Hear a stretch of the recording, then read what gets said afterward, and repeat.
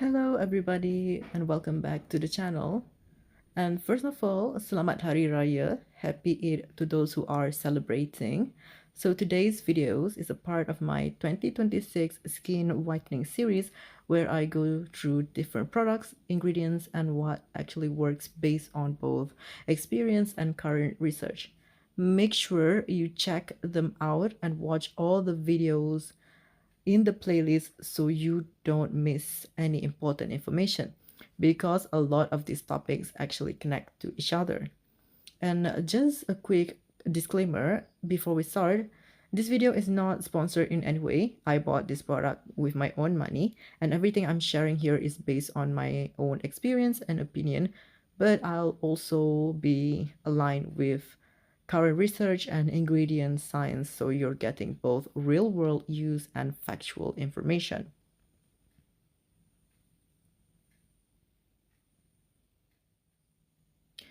So why did I even pick this product in the first place? Honestly, this one was actually recommended to me by someone, and since it's from Sadoer, a brand I've tried before and I'm already somewhat familiar with, I thought, you know what? Why not just give it a try and see how it performs? But at the same time, I do want to set a bit of expectation here. Products coming from certain manufacturers, including brands like this, do have tendency to overclaim their results, especially when it comes to things like whitening or fast results.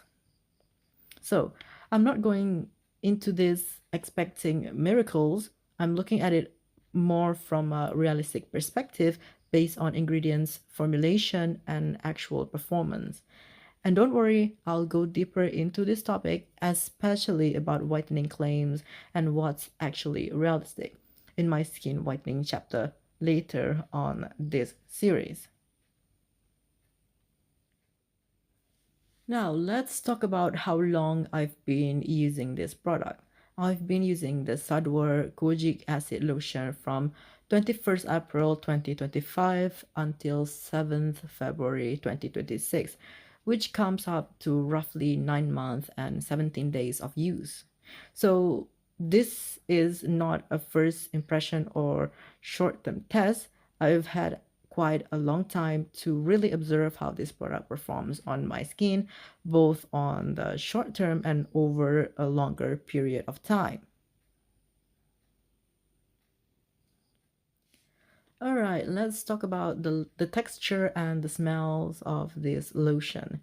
So for the texture, it's actually very similar to my experience with other products from the same manufacturer, like Sadoer Vitamin C Lotion, the Sadoer Arbutin Lotion that I'm currently using, and even some of Bio Aqua products, since they are basically from the same OEM.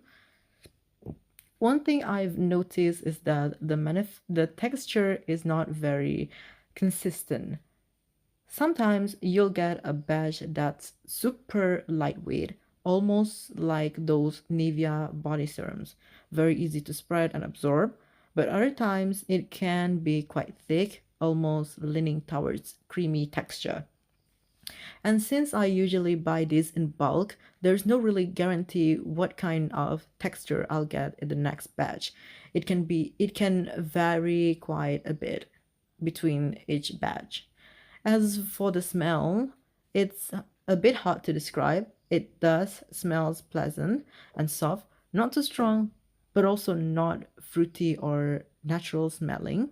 It leans more towards that clean, slightly artificial fragrance, but overall still quite nice and not overpowering. I should also note that the Sadoer Arbutin lotion that I'm currently using also smells the same way as the kojic acid lotion. Alright, now let's get into the ingredients. For this part, I wanted to make things a bit easier to understand, so I actually generated images to help you see the estimated strength of the ingredients based on their placement in the list. Because as you guys know, ingredients are listed from the highest to lowest concentration, so this gives a rough idea of what the product is actually focused on. Now, based on that, you can clearly tell that this lotion is much heavier on moisturizing and skin conditioning ingredients rather than strong whitening actives. So, overall, from an ingredient perspective, this leans toward this leans more towards being a hydrating body lotion with some added brightening components instead of a powerful whitening products. But don't worry, I'll go deeper in the whitening sides of things in the next chapter. Alright, for this skin whitening chapter, I'm gonna go a little bit off track for a moment by bringing in another product that is called the A Bonne Tomato Lotion. The reason I'm mentioning this is because it uses kojic acid as its main whitening ingredient, and more importantly, it doesn't contain vitamin B3 or niacinamide. I'll explain why that matters in a bit, but let me get this out of the way first. So, I actually talked about this tomato lotion back in April 2021 and again in August 2022. But for the August 2022 video, I didn't give a full update. In reality, I used the A Bonne Tomato Lotion from around June 2022 until January 2023. So that's roughly 6 months of consistent use. After that, I continued with another product from the same brand, which is the Miracle White Sea Milk Lotion. I'll show some screenshot of my purchase history on the screen. Just ignore the written reviews there for now. I'll explain that later in this chapter. Honestly, I'm not sure why I never gave a proper full update on these products back then, but better late than never. Now, coming back to skin whitening ingredients, I mentioned earlier that I'm a bit cautious when it comes to vitamin B3, or also known as niacinamide, and here's why. In skin whitening, niacinamide actually reduce melanin. I mean, I'm sorry. In skin whitening, niacinamide doesn't actually reduce melanin production directly. Instead, it works by blocking the transfer of melanin to the surface of the skin, which is your stratum corneum.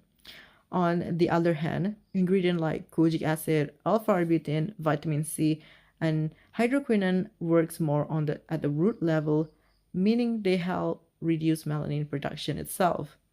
Then you also have ingredients like AHA, which can help remove pigmented skin from the surface. So ideally, all these ingredients work together, they complement each other. But here's why but here's where the issue comes in. A lot of skin whitening products, especially from certain manufacturers, are dominated by niacinamide or vitamin B3 at the top of the ingredient list. And since ingredient lists are listed by concentration, that usually means niacinamide is doing most of the work. So the results you're seeing may not actually be from kojic acid or arbutin, even though those ingredients are being highlighted in the marketing. That's one of the main reasons I brought up the A Bonne Tomato Lotion, because it doesn't rely on niacinamide, making it easier to observe what kojic acid can do on its own. Another important thing I found out recently is that many strong whitening ingredients are not very stable, especially in larger volume products like body lotion. They can degrade over time or lose effectiveness, which makes them harder to formulate at high concentration. So what some products do is use niacinamide as the main active and then add small amounts of kojic acid, arbutin, or vitamin C. This allowed them to claim those ingredients on the label even if they're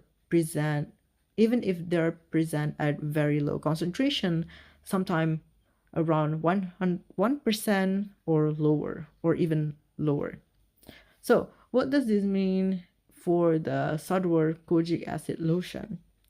To simply put, with most body lotion like this, you're probably not experiencing the full potential of powerful whitening ingredient like kojic acid. I know that sounds disappointing, but that's the reality. The good news is there are ways to improve your results. What I personally do is combine a body lotion with a body serum. If you ask me to choose one, I would actually go for a body serum because it's generally designed to penetrate the skin better, at least in theory. But in practice, using both together can help enhance your overall results. Just don't expect extreme whitening or skin bleaching effects. That's not going to happen. Even for someone like me, using multiple products and proper sun protection like Nivea Repair and Protect, you're looking at gradual brightening and evening of the skin tone, not actually, and you're not going to turn pale white. If you made it this far and watched the whole video and you're feeling a little bit disappointed, that's okay because at the end of the day, it's kind of my job to bring balance and sometimes even de influence you as a viewer, especially nowadays where there are so many affiliates out there and the market itself is just saturated with over claims, particularly when it comes to skincare products from China. So to wrap things up, who is the Sadoer Kojic acid lotion for? Honestly, this is more suitable for someone who mainly looking for a good moisturizing body lotion. And even then, it depends on the batch because, like I mentioned earlier, sometimes the texture is light and sometimes it can be quite thick. Now, if you're interested in this product purely for its skin whitening claims, just because it contains kojic acid, I would say please manage your expectations. There's really no clear way to predict how much lighter your skin will get, but there are three things that I can confidently say. First, it will not bleach your skin. Second, it is generally safe to use. It doesn't contain controlled ingredients like hydroquinone, steroids, or harmful substance like mercury. And third, it is very affordable. You can usually get it for under RM 5 ringgit for a 250 ml bottle, which is honestly quite cheap. All right, I think that's all for today. I'm Amrizal0415 signing off, and I'll see you in the next time where I'll be reviewing the Fairy Scrub Gluta soap.